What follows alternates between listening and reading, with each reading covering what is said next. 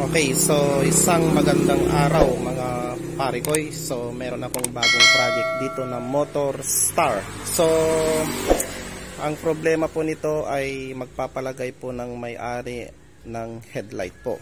So wala kasi siyang headlight. So tinanggal ko na yung kanyang headlight. Pinalitan ko ng headlight ng pang TMX 155. Kasi wala tayong available na pang Motor Star mga parikoy, kaya tinanong ko sa kanya kung okay lang sa kanya yung pang 155. Okay lang naman po daw. Okay, ang problema mga parikoy, wala akong makuha or mahanap na supply from ACC. So walang supply po ng 12 volts from a charger or from battery. So ito mga parikoy, wala na siyang battery. So ganyan talaga pagka sa bundok. Bihira na po yung tinatanggal na po nila yung battery. Ang nagdra-drive na lang po sa kanyang mga ilaw ay yung ito po, itong charger. So ito po ay full wave charger. So yan, full wave charger, pero ang kanyang CDI po mga parikoy, kaya umaandar po ay primary type. So ayan, AC po yan mga parikoy. Yung primary po ang nagsusupply po sa kanya ng voltahe para umandar po yung ating makina. So ito, samahan nyo po ako sa pag-check mga parikoy. Papaano ba natin chine-check ang charger, kung okay ba yung charger or baka naman yung stator ang problema po nito. So unahin po muna natin mga parikoy na i-check po yung kanyang charger, kung goods ba yung charger or hindi po, or baka ang problema po walang supply na nanggagaling po sa ating stator. Okay, so gamit nitong test lamp mga parikoy, so ito po yung gagamitin po natin pang check po yung sa ating charger, kung naglalabas ba siya ng 12 volts or hindi po. So i-check po muna natin kung gumagana ang ating test lamp. So ito po. So ayan, gumagana po yung ating test lamp. So ayan, so punta na po natin yung motor. Okay, so para i-check po natin yung ating charger mga parikoy, no, hanapin po natin yung kulay green na wire po at saka yung kulay pula na wire. So ito po yung negative po natin, and then ito po yung positive po na natin. So ito po, ang linalabas po nito ay 12 volts po, galing po dito sa ating charger. So regulated na po ito mga parikoy. So 12 volts na po yung linalabas po nito. Okay, so yung test lang po natin, i-clip lang po natin sa negative or sa green po. And then, yung isang terminal ng ating test lamp po, idikit lang po natin sa ating positive or sa red po. And then, saka natin tadyakan. Okay, so idikit po natin dyan sa red. And then, tadyakan po natin. Pag tinadyakan po natin yan mga parikoy, yan. So, ibig sabihin po, kapag umilaw po siya, ibig sabihin po meron pong lumalabas na kuryente. So tadyakan pa natin. Ayan. Pag tinadyakan ko po, wala pong lumalabas na current po galing po dito sa ating charger. Okay, so ayan. Ang susunod na i-check po natin yung supply po ng ating charger. So wag po nating paghinalaan muna yung ating charger, baka sira yung charger. Hindi po, kailangan i-check po muna natin kung nasusupplyan ba ng stator yung charger natin or baka hindi naman po. So next na gagawin po natin, hanapin po natin yung kanyang pink at saka yellow wire. Ito po mga parikoy yan. So ito po yung yellow, ito po yung pink. So ang gagawin po natin mga parikoy, i-clip lang po natin yung isang terminal po ng test lamp po dito sa ating pink wire, and then yung isa naman po ilagay po natin dito sa yellow wire, or kahit magkabaliktad po yan mga parikoy, wala pong problema po dyan. And then saka po natin tadyakan. Okay, tadyakan po natin. Okay, wala. So ibig sabihin, pag wala po mga parikoy, wala pong supply ng charger po natin. So ibig sabihin po, walang lumalabas na current po galing po dito sa stator. Okay, next, sundan po natin to mga parikoy, pababa po. Okay, so dito po mga parikoy, nandito po yung ito na po yung papunta po sa stator po natin, no? Hanapin po natin yung dalawang kulay, yung yellow at saka pink wire, and then i-check din po natin yan mga pare ko, no? So yan. Okay, lagay natin yung isang wire dyan sa kabila, and then yung isa, and then saka nating tagyakan ulit.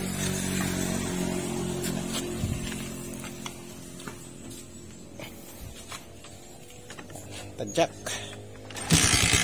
Okay, so wala po mga pare ko. So ibig sabihin, walang lumalabas na kuryente galing po sa ating stator. So i-check po natin ang stator mga pare ko. So baklasin po natin yung kanyang magneto. Okay, so babaklasin po natin ito. And then tingnan natin baka may putol lang na wire. So yan. Okay, so isa pang way ng pag-check ng ating stator mga pare ko, no?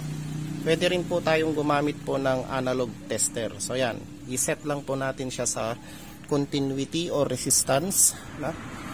So check po natin ito mga pare ko kung may deflection. So yan, may deflection po mga pare ko. So i-check po natin yung dalawang wire. Yung yellow, i-connect po natin sa isang test probe, and then yung pink, i-connect po natin sa isang test probe. So connect ko yan, kailangan may deflection po yan. So ibig sabihin mga pare ko, walang deflection, posibleng yung stator po natin mga pare ko ay may cut or meron pong open. So yan. So tingnan po natin. Okay, so ayan mga pare ko, natanggal ko na yung kanyang cover. So nandyan na po yung stator po natin. So ang nangyari po sa kanya mga pare ko, yung pink wire po ay natanggal po sa pagkakasulda. So naputol po yan mga pare ko. So susubukan po natin siyang soldahin, and then obserbahan po natin mga pare ko, kasi as you can see po yung ating winding po meron na pong sign of overheating. So nag-overheat na po yung mga winding niya, nangingitim na po kasi mga pare ko. So baka posibleng may shorted. So kung okay naman po siya, pinandar po natin, and then linagyan po natin siya ng load kung okay. So ayan, gagamitin pa rin po niya. Pero kapag talagang hindi na po pwede, talagang papalitan na po natin yung ating stator, kasi yung may-ari po nito mga pare ko ay kulang po sa budget. So ayan, solda natin, and then obserbahan po natin. So ayan po mga pare ko. Okay, so ayan mga pare ko, naisolda ko na po siya. So ayan na po siya. So i-check na po natin kung meron na pong continuity yung ating yellow at saka pink wire. So ayan. Okay, so meron na po siyang continuity mga pare ko. So salpak na natin, and then testingin po natin, and then obserbahan po natin mga pare ko. Okay, so yan mga pare ko, nai-install na natin yung kanyang cover at saka stator po, no? Okay, so ang sunod na gagawin natin, i-check po natin kung iilaw ba yung pink at saka yellow wire. So i-check po natin gamit po ng ating test lamp. So yung isa mga pare ko, ilagay natin dyan yung negative, ayan, and then yung isang terminal ng ating test lamp dito po sa kabila sa may pink, yan, and then saka natin tadyakan. Okay, so tadyakan natin, tingnan natin kung iilaw. Ayun, so umilaw mga pare ko. So yan, umilaw na siya. Okay, so umilaw na siya. I-connect natin sa dalawang yellow. I-connect natin dito. Yan. Yan, connect po natin na ganyan. Ayaw mo, ba't ayaw mo? Okay, sunod na i-check natin mga pare ko yung output po ng ating charger. So yung green at saka yung red po. So ito po yung negative po natin. Ito po yung ating positive. So mas maganda mga pare ko, i-disconnect muna natin siya dito sa kanyang connection, kasi po mga pare ko, baka yung itong connection po dito, baka may shorted po doon sa harap. So ayan mga pare ko, so i-disconnect po muna natin siya and then i-check po natin kung meron po siyang output. Ayan. Okay, so yung isang terminal ng ating test lamp ilagay po natin sa red wire or pwede makabalikan, wala pong problema diyan mga pare ko. And then yung isa dito sa ground. Ayan. And then tadyakan po natin kung meron pong output. Okay, so ibig sabihin po meron po siyang output, so goods po yung ating charger. So panda rin po muna natin mga pare ko and then saka natin i-check ito, baka merong mga shorted yung sa harap po mga pare ko. So ayan.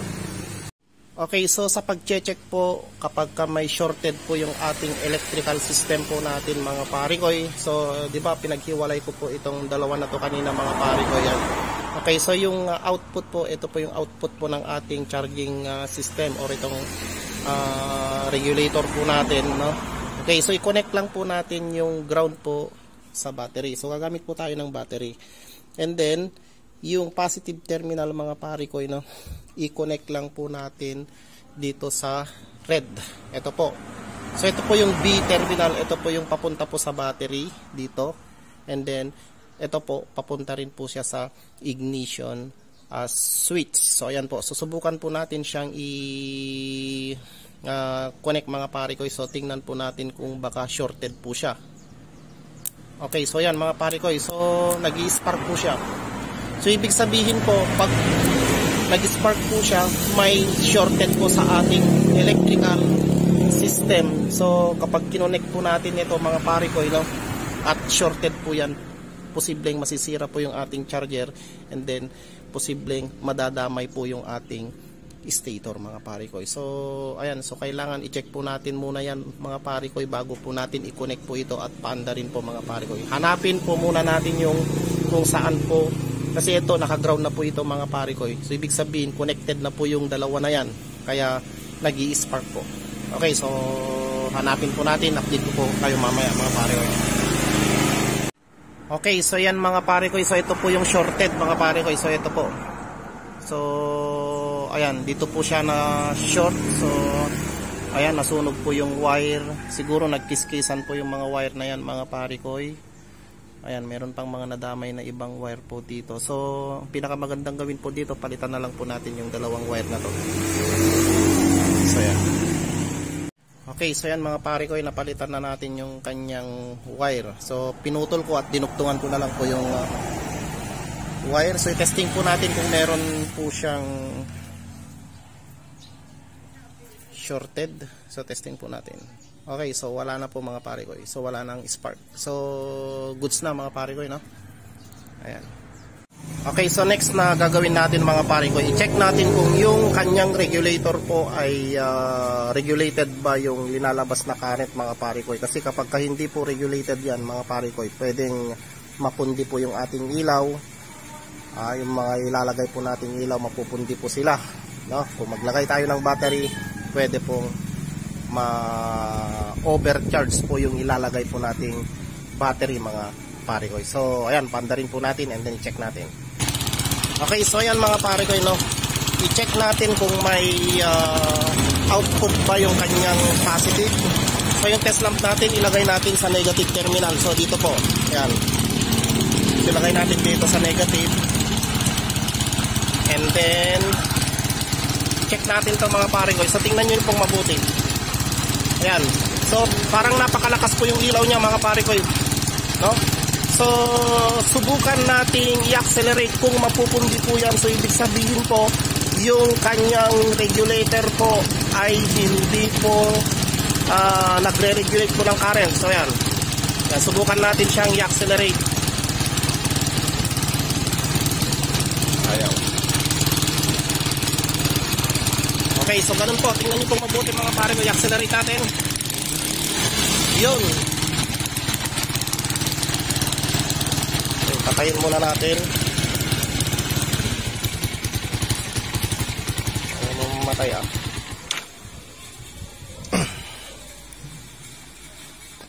Okay, so ayan, napundi po yung ilaw mga pare ko, no? So ayan, busted po yung ating ilaw. So ibig sabihin po masyadong malakas po ang binibigay po na kuryente po ng ating charger.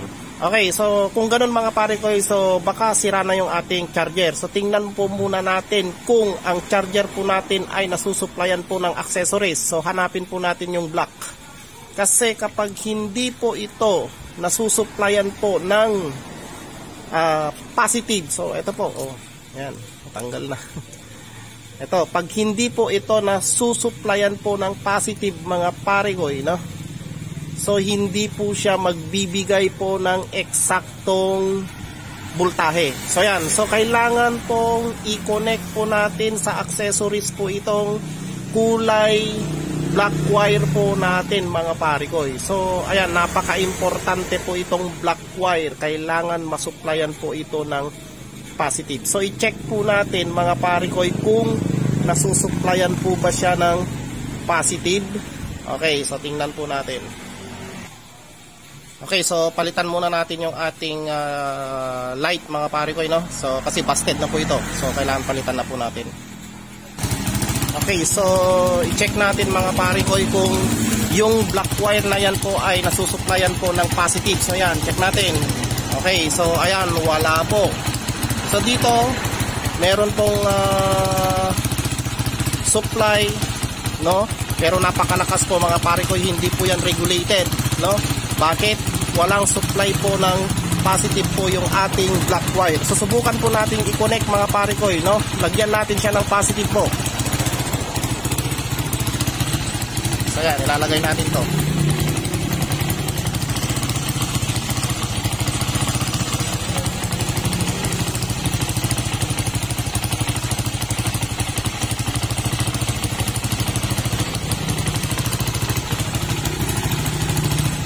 Okay, and then i-check natin mga pare ko. So tingnan nyo po mga pare ko yung mangyayari. Okay, ayan na po siya mga pare ko. So ayan na po. So ibig sabihin okay po yung charger natin. Okay po yung charger, wala pong problema sa charger po natin. Ang problema po, walang supply na positive po yung ating black wire. So isang problema po nito mga pare ko kasi wala na siyang ignition switch. Pinutol kasi nila yung kanyang ignition switch, so hindi na gumagana yung ignition switch niya, kaya hindi na po nasusuplayan po ng positive ang ating accessories. Susubukan po natin siyang i-accelerate. Yan. Okay, so ayan, nakakonect po yan sa positive. I-accelerate po natin. Ayan.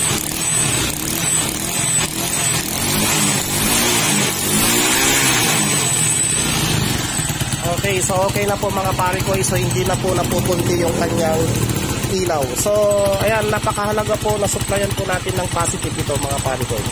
Okay, sa ibang ganitong full wave mga pare ko, ang kulay po nito ay white na mayroong lining na red. Ayan. So yun po, ganito po yung kulay niyan sa ibang full wave po na ganitong charger. So ayan mga pare ko. Ayan po. Okay, so lagyan na natin siya ng ilaw. Pwede na pong lagyan ng ilaw. Iayos na natin yung kanyang harness, no? So para magka-ilaw na rin po siya. Lalagyan din natin siya ng tail light para meron po siyang ilaw po sa gabi, likod at harap po. So ayan mga pare ko. Okay, so ayan na mga pare ko yung motor ni Uncle. Testing mo yung light. Test mo yung light. Yan. Okay, high and low man. High and low. High and low. Low. Low. Tingka ba ba? Ito ni, natitiwala. So, yan yung high and low na. Yan, high. Yan, low. Low mo. Okay, so nilagyan ko na lang ng ilaw mga pare ko, no?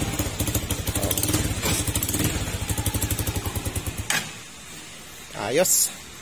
Okay, so, sige. When. Kompletuhin natin yung ilaw. Okay, so yan na yung kanyang motor mga pare ko. So at least meron daw ilaw sa harap. Sige, Uncle. Depan nyo Uncle, pasilaw. Depan nyo pa lang natin silaw na. Ito, pang yung depan yan. So ayan. Okay, so please like, share, and subscribe mga pare ko. Peace.